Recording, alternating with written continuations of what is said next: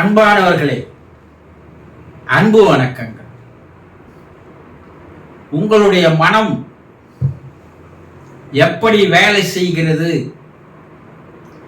என்பதை தெளிவாக நீங்கள் தெரிந்து கொண்டால் உங்கள் வாழ்க்கையை மகிழ்ச்சியாக, சந்தோஷமாக, ஆனந்தமாக, இன்பமாக, பரவசமாக மாற்றிக்கொள்ள முடியும்.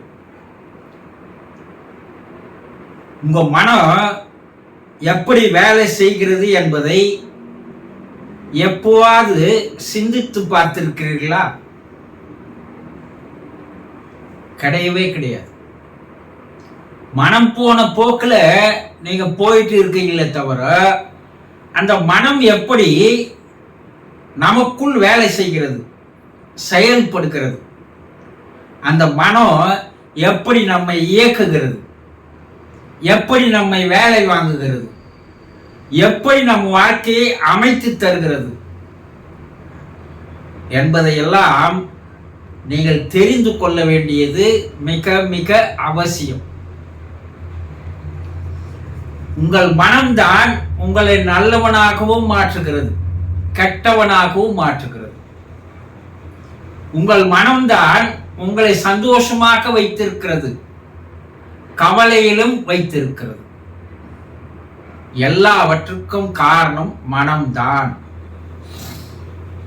அந்த மனத்தினுடைய செயல்படும் விதத்தை, வேலை செய்யும் விதத்தை தெளிவாக தெரிந்து கொண்டால் அனைத்தையும் உங்களால் சாதிக்க முடியும்.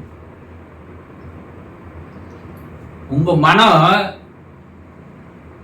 வெளி மனம் என்றும் உள் மனம் என்றும் இரண்டாக கூறுகிறார்கள். புறமனம், அகமனம் என்று கூறுகிறார்கள். ஆனால் மிக தெளிவாக தெரிந்து கொள்ள வேண்டும் என்றால், மனம் 3 பிரிவாக, அடுக்காக இருக்கிறது. வெளிமனம், நடுமனம், ஆழ்மனம், உள்மனம். ஒரு நாளைக்கு எத்தனையோ விதமான எண்ணங்களை எண்ணுகிறீர்கள் இல்லையா? காலையில் எழுந்ததிலிருந்து இரவு போய் தூங்குகின்ற வரை கண் காட்சி பார்ப்பதெல்லாம் எண்ணமாக மாறுகிறது. காதில் கேட்கின்ற ஓசையெல்லாம் எண்ணமாக மாறுகிறது. மற்றவர் பேசுகின்றதை கேட்கும் போது எண்ணமாக மாறுகிறது. ஒரு சில செய்திகளை படிக்கும் போது அது எண்ணமாக மாறுகிறது. சாப்பிடும் போது எண்ணமாக மாறுகிறது. உடல் வேலை செய்யும் போது எண்ணமாக மாறுகிறது. இந்த 5 புலன்கள் செயல்பாட்டில் எண்ணங்கள் ஏற்படுகிறது இல்லையா? அப்படியே வீதியில ரோட்ல போயினே இருக்கிறீங்க, உங்க கண்ணு பல காட்சிகளை பார்க்கிறது. ஒவ்வொரு காட்சியும் ஒரு எண்ணத்தை உருவாக்குகிறது. கொஞ்சம் சிந்திச்சு பாருங்க. விஞ்ஞானிகள் கூறுகிறார்கள், ஒரு நாளைக்கு சராசரியாக 60,000 எண்ணங்கள் உங்கள் மனதில் உற்பத்தி ஆகிறது. எவ்வளவு? 60,000 எண்ணங்கள். இந்த வெளிமனதில் உற்பத்தி ஆகிற எண்ணங்கள் எல்லாம்,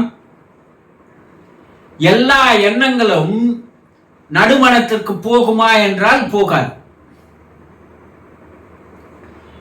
ஒரே எண்ணத்தை ஒரு 10 முறையாவது நீங்கள் மறுபடியும் எண்ணும் போதுதான் அந்த எண்ணங்கள் கீழ் அடுக்குக்கு, நடுமனத்திற்கு வருகிறது. மற்றவையெல்லாம் என்ன ஆயிப்போது? காணல் நீர் போல மறைந்து போகிறது. நடுமனத்தில் பதிவான அந்த எண்ணங்கள் ஆழ்மனத்திற்கு செல்கிறது. ஆழ்மனத்துல போய் ஆழமாக பதிவாகிறது. இந்த ஆழ்மனத்தில் பதிவு செய்யப்பட்ட எண்ணங்கள் அதை நிறைவேற்றுவதற்குண்டான வேலையை ஆழ்மனம் செயல்படுகிறது. நீங்க நல்ல எண்ணங்களை எண்ணினாலும், நல்லதையே பல முறை நீங்கள் எண்ணி பார்த்தால், சிந்தித்தால் அது நடுமனத்திற்கு வருகிறது. அந்த நடுமனத்தில் வந்த எண்ணங்கள் ஆழ்மனத்திற்கு போகிறது.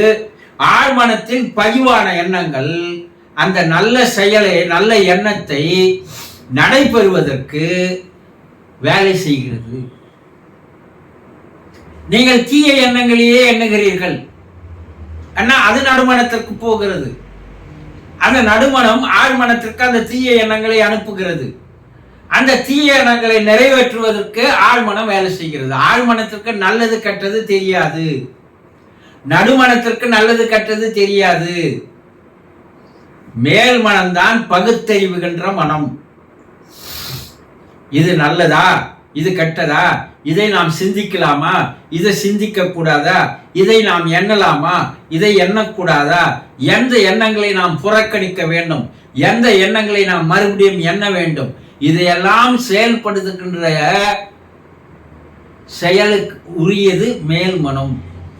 அதனால்தான் அது பகுத்தறிவுகின்ற மனம் என்று பெயர். ஆனா நம்ம எதையுமே பகுத்து அறியறதில்லை, நல்லது கெட்டது பார்க்கறது இல்ல.